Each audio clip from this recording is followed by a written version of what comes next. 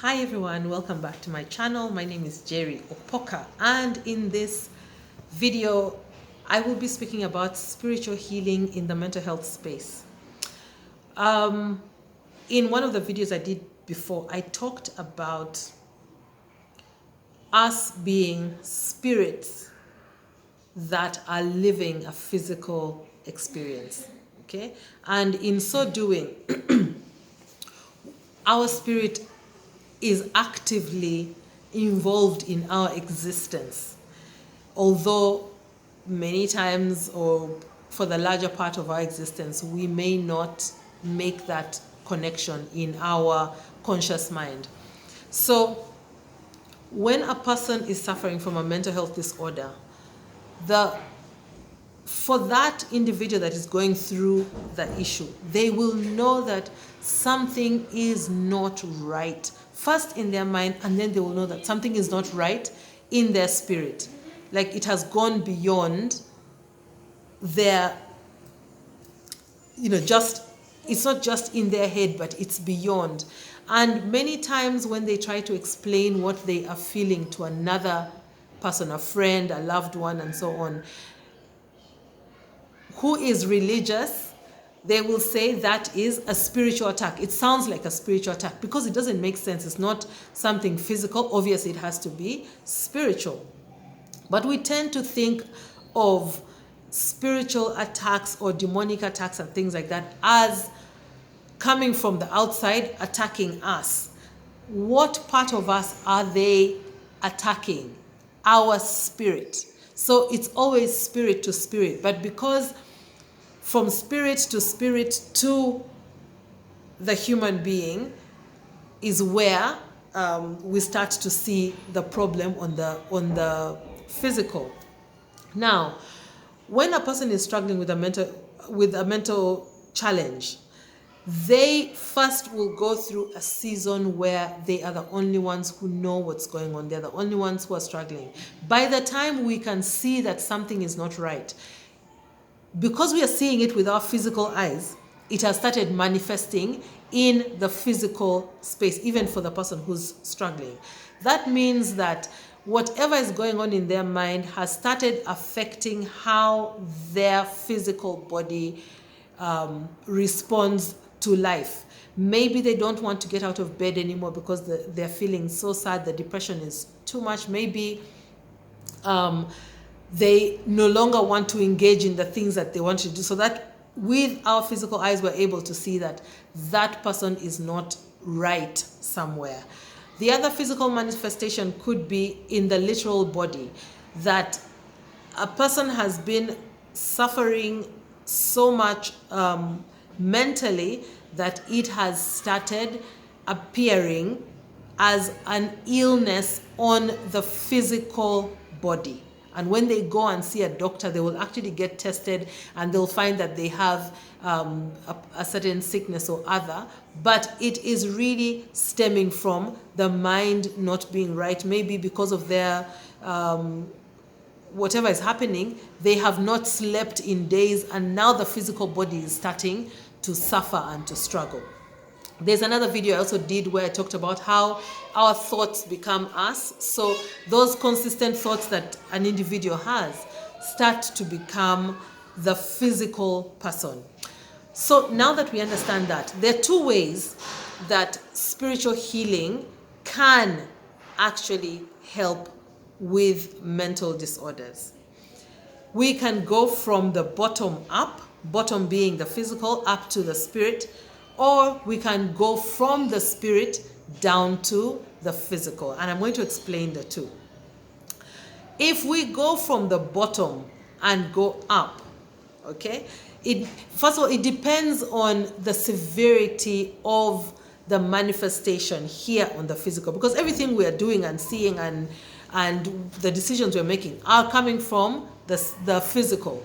So if we are, for example, in a place where we can still understand and we can still make ourselves do the work that is required, we may tap into the spirit.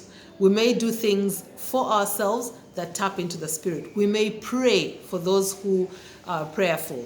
We may do meditations for those who practice that. We even talk therapy actually is spiritual work, because when your counselor is speaking to you, they're trying to help you on the physical see that what you're thinking is not real. Okay, it may be jumbled up, it may be messed up, but if we can reorganize the thoughts, or if we can first of all put them all out on the table so that you can have a clearer view of what's going on, you can see that there's a lot of fiction in what you thought was reality. Okay, so we can on our own connect back into our higher self and start to do the work of fixing. The tradition, the spirit leaders, first of all, they are called spirit leaders or spiritual healers, because that is exactly what they do. They go to the spirit and they fix from the spirit. Okay, they understand what is going on from a spirit level. For us, we just know that we're not feeling well. We're not quite sure what it is, but they would be able to say, this is where your problem is. It's a spirit problem, like this, like that, and this is how we're going to fix it. If it's a religious leader, for example, they will pray for you. They will pray to remove that entity that has latched onto your spirit and is now seemingly controlling how your spirit responds and reacts to situations and things, and is starting to pull you to a side that maybe takes you away from your comfort, takes you away from your alignment. That is why you're not feeling right. So the spiritual healers, both religious and traditional, are going to go in and try and fix from the spirit so that there is better alignment and clarity on the physical, which is where you were feeling the misalignment. We can also go from the physical to fix by working directly on your physical body so that you can bring back alignment.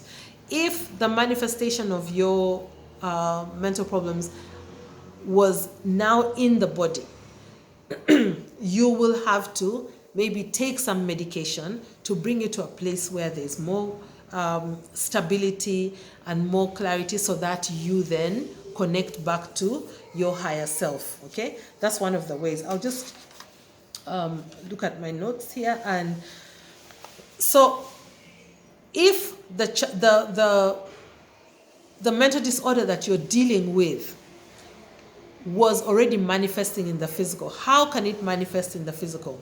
If you're in a depressive state, for example, someone is able to see, okay, and you require an intervention, and so on and so forth.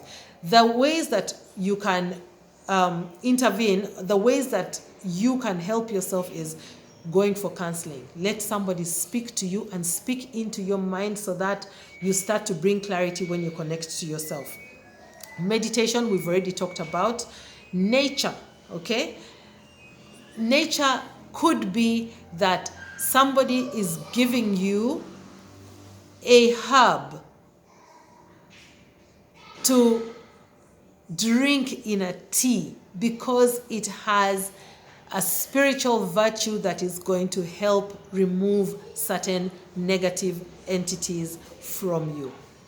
It could be that you're going to be told to do certain rituals. For example, go and place your feet inside running water. Running water could be a river, a stream, anything, on the understanding that the energy of that water rushing will, we all have an energy field around us, will start to draw out the negative energy that is around you, or that negative entity that has lashed itself onto you, so that you start to have relief, which leads to clarity. Some people will use things like crystals. Others will even use things like a rosary, holy water, anointing oil. All these things are things that are physical, that help that we apply on the physical to help alleviate negative things that are causing us, that are fogging our clarity on an issue and allowing the negative entities that are latching on to kind of take charge. Now, the other way is to fix from the spirit level, coming down to the physical. If you have, because we feel these things on the physical, and we look for somebody who can help us interpret, we look for someone who is spiritual to help us, that spiritual person then will tap into our higher selves, into the spirit realm, and figure out what is going on, for starters. And when they have figured it out, they will start, help us. If it's a religious leader, they will pray, they will cast out that spirit if it needs to be cast out. And I say need because there are some that don't necessarily need to be cast out. So they will cast out that which needs to be removed. And once it has been removed, two things happen. One, you now understand that there definitely was something else and it has been removed. And you start to tap into that power of the higher spirit to make sure that it does not come out, to make sure that you start to get stronger spiritually and start to take on the fight yourself.